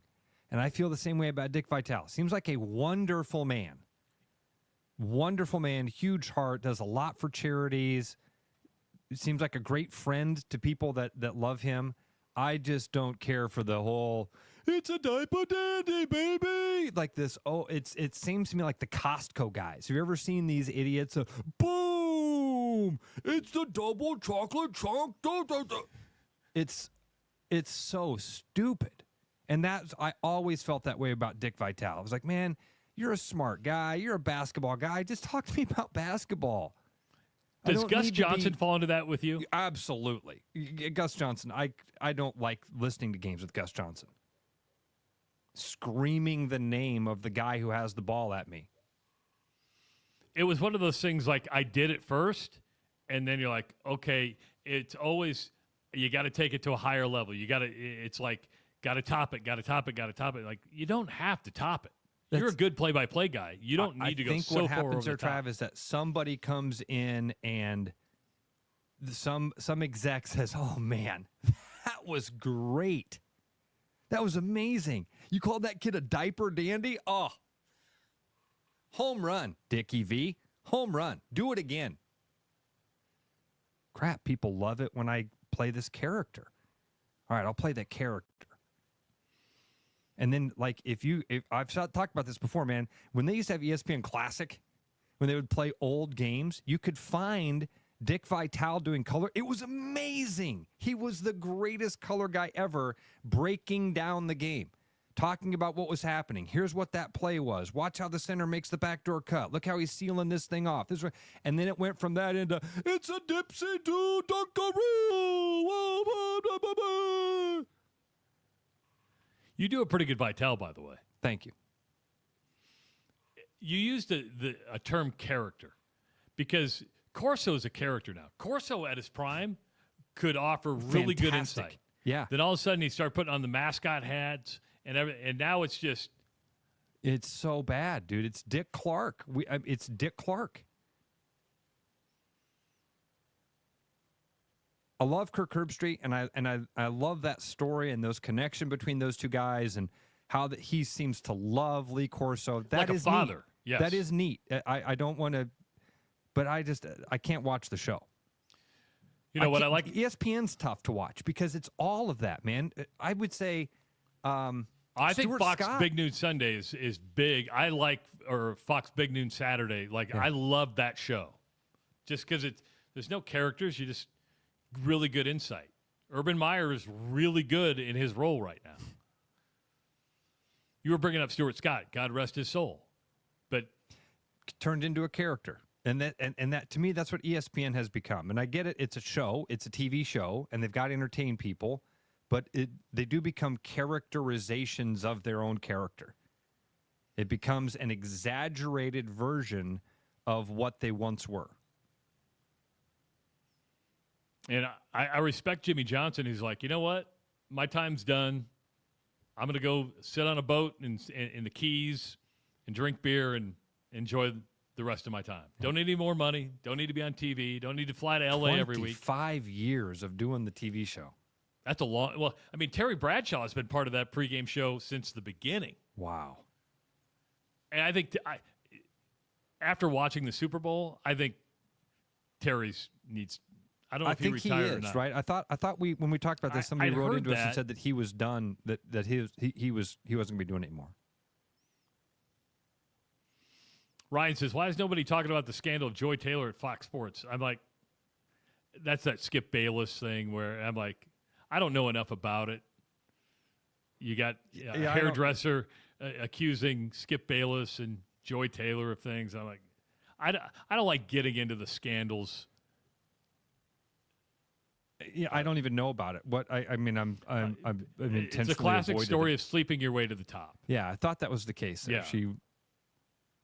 And I'm not trying to be rude here. Are people surprised by that? If you are, then I feel sorry for you for being surprised by that. Today is a big day in the NFL. 4 o'clock deadline Eastern time to place the franchise tag on players. It's been reported this morning, Ross, that the Minnesota Vikings will not franchise tag Sam Darnold. I'm not surprised by that. You've had the GM, I believe, from the Vikings come out and say J.J. McCarthy has made a lot of improvement despite the injury. He's the quarterback of the future for the Vikings, or they hope he is. Sam Darnold's last 2 games were more Sam Darnold-like than most of the season. And you go, okay, is this a guy we want to franchise tag and keep around? I'm not saying he won't be with the Vikings because there may be that possibility, but is it worth using that label for Sam Darnold? Man, putting that on a quarterback, because then you've got it when you do the franchise tag, Trav. How does it's you pay them the average salary of like the top 5 at the position or something like that. I believe so. Yes. It's not, I don't know. I'm probably messing some of that up. Ryan and Tyler say that you'd be paying him over $40 million a year if put the franchise tag on him. That's a big, big gamble with Sam Darnold, who is not – he was brought in for one purpose, to be a backup. He was going to be like just a career backup J.J. McCarthy, be a mentor, be a tutor, but you're not going to play. Then he goes out and wins, 14 games. But again, the last 2 games – were not very good for Sam Darnold. You said it right. He turned into Sam Darnold again. Yes. Had a great team around him, which is how you get to those 14 wins. Yeah, I don't think they will. And I think it's understandable. Totally. And makes a lot of sense why they would not. It'd be interesting to see who else gets the franchise tag today. Of course, Brock Purdy is working on a new contract with the San Francisco 49ers. He might finally make $1 million a year. He's going to make a lot more than that. But, Brock Purdy had and they just got rid of Debo, right? I mean, so now the parts that made Brock Purdy a really good quarterback, and that is a team around. Everyone was, he's a system guy. No, it's the people you have around you. If you start to decimate that, and we saw it with the injuries that San Francisco had, well, Brock Purdy's not as good when all of the players around him are injured or gone. Again, it's the same conversation we just had with Sam Darnold. These guys are really good. They're really, really talented. You put the right talent around them, and all of a sudden they look like they're world beaters. But this is why it was always a cautious conversation around Brock Purdy. And you had the 2 polar extremes. One was, oh my God, he's the greatest quarterback ever. And the other one was, this guy's just handing the ball off to Christian McCaffrey. Truth was somewhere in the middle. He did a great job with the things that were around him. When you don't have all of those tools around you, it's going to be a lot harder to do your job at that level. Cole says that George Kittle getting an extension reportedly too, and should. The thing with George Kittle is he needs to stay healthy, right? I mean, he's had to deal with injuries the last couple seasons, especially last season. He needs to stay healthy. And that's kind of the extension. But you want to keep a lot of these guys around. There is a good nucleus there. Of course, San Francisco did not live up to its expectations this last season. But one of the primary things is going to be getting Brock Purdy sewed up. And, of course, George Kittle. Debo's going to be on his way out. Ross, Christian wants to know if you hate personality. What the hell does that mean? I don't think Ross hates personality. Ross is the cult of personality. What did I do that made me sound like I hated personality? Because, Gus Johnson, Stuart Scott. Oh, Dick Vitale. No, I hate overdone characters. I hate the characterization of a character. I hate when we take things and we exaggerate them to unrealistic portions. And that's what happens with Gus Johnson. That's what happens with Dick Vitale. And the proof is in going back and looking at those guys when they were first starting their career. Dick Vitale did not do that screaming theatrical performance that he became known for later on in his life. Okay, so I'm going to give you an example of, I think, a person who balances it perfectly, who I think is the best play-by-play guy out there. I already know where you're going. Kevin Harlan. 100%. Yep. Kevin Harlan balances the perfectness of play-by-play, but when things go awry, he can turn on the character or just can describe it. You're like, oh, my God, this is classic. And imagine if Kevin Harlan only did that. Imagine if Kevin Harlan only did the goofy, calling the streaker running down the field, the squirrel out on the field. Imagine if he only was that character all the time. We'd get sick of him. I'd get sick of it. I wouldn't look forward to listening to a Kevin Harlan called game because my brain would just constantly be in that thing of like, oh, God, he's going to go into that stupid character thing that he does. Now, the way it is, Travis, you've nailed it. When he slips into it, it's fun. It's like, oh, this is kind of neat. Again, when Dick Vitale first started doing that stuff, it was fun. When Gus Johnson first started his character, when Chris Berman first started the back, there's a moment you go, oh, that's kind of cool. And then it becomes their shtick. You go, okay, come on, something new. That's what it's not personality. I love personality. I don't like the over-characterization, the exaggerated character traits that then become the character. I would say McAfee does a good job of going over the top, but then can get serious real quick, and it's not so over the top all the time. And that's why he has a great personality. And most people can listen to this and know that I'm a McAfee fan. Sean McDonough Sean McDonough is pretty straight-laced. He has a personality, though, to where when he calls hockey, you're like, oh, you're in the game. You're like, okay, I'm sitting right next to Sean McDonough calling a game, and there's nothing better than that. Yeah, you feel the energy. Yes, 100%. And Travis, I think back to that word we use a lot. It feels genuine. It feels real. You know that the guy's not faking it in any way. You're in the moment with him, and that's, I think, what you feel there. Kevin Harlan's that way. You feel like you're in the moment with him. Dick Vitale, I feel like I'm watching a performance. All right. Wow, it flew by. Fast 2 hours. If you listen on the stream at therushladio.com, thank you so much. Watch it on YouTube. Give this video a like. Hit that subscription button. And set up your notifications. And make sure to follow us on the social media channels, X, Facebook, and Instagram. It's The Rush Radio Show, powered by Willis Automotive. What's going on, everybody? It's Bobby here at Land Rover Des Moines. Just wanted to say it's February, so I invite you to come in and fall in love with a Land Rover. We've got over 43 of them in stock and 2.9% financing on select vehicles. You'll never find a better time to fall in love with something just like this. So call, click, or visit us at LandRoverDesMoines.com or stop down in the showroom and see one in person. You'll be glad you did.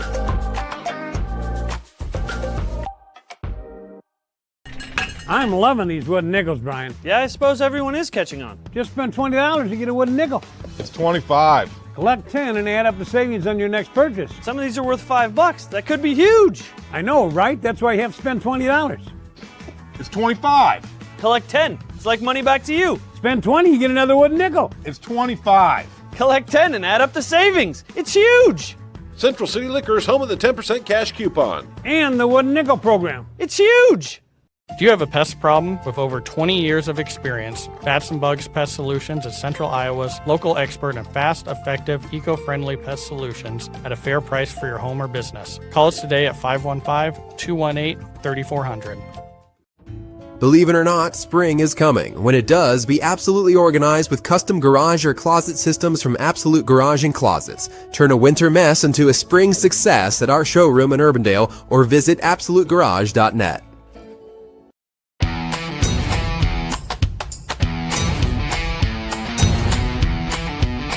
The largest selection of German beer in the world? You'll find it at the Hessen House. From Doppelbox to Oktoberfest to Hefeweizens and Dunkels. There's no passport needed for the deliciously different beer and food at the Hessen House. So grab your friends and make it a fun night out. The Hessen House, 4th and Court, Des Moines.